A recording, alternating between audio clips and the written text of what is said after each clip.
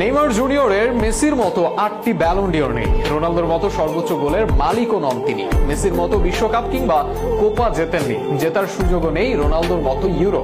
তবুও একটা নাম ফুটবল ভক্তদের হৃদয়ে গাঁথা, নামটি নেইমার জুনিয়র। ভিনি, রদ্রিগোরা এসেছেন, নিজেদেরকে প্রমাণ করেছেন বা করছেন। এই প্রজন্মে 5 তারকা, ওই হলুদ জার্সিটার 10 নম্বর শুধু একজনের পেছনেই মানায়, তিনি নেইমার জুনিয়র। নেইমি মাঠে না থাকলেও তাকে মাঠে দেখতে চাওয়ার আক্ষেপটা থেকেই যাবে, অপেক্ষা করেই যাবেন ভক্তরা। নেইমিকে নিয়ে অপেক্ষার বাকিটা শুনুন শরীফুল ইসলামের প্রতিবেদনে। ইতিহাসের সেরা খেলোয়াড় নাকি লিওনেল মেসি, আর তর্ক সাপেক্ষে কখনো কখনো সেখানে আসে রোনালদোর নাম, কিংবা উচ্চারিত হতে পারে জিদান, ম্যারাডোনা, পেলের নামও।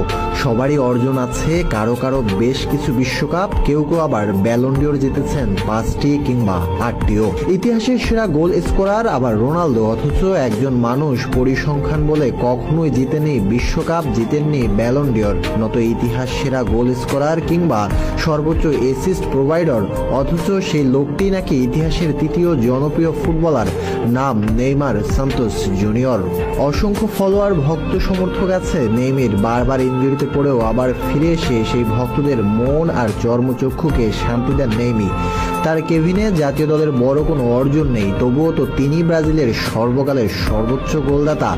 নেইমার নিয়মিত খেলতে পারেন না, তবুও তো মূল্যের দিক থেকে তিনি আকাশ ছোঁয়া। আসলে নেইমার ভক্তের কাছে নেইমির নামটাই একটা আবেগ, যে আবেগ পরিসংখ্যান, স্টেট কিংবা ট্রফিতে বদলায় না। ওটার জন্মই ওই নেইমির জন্যই।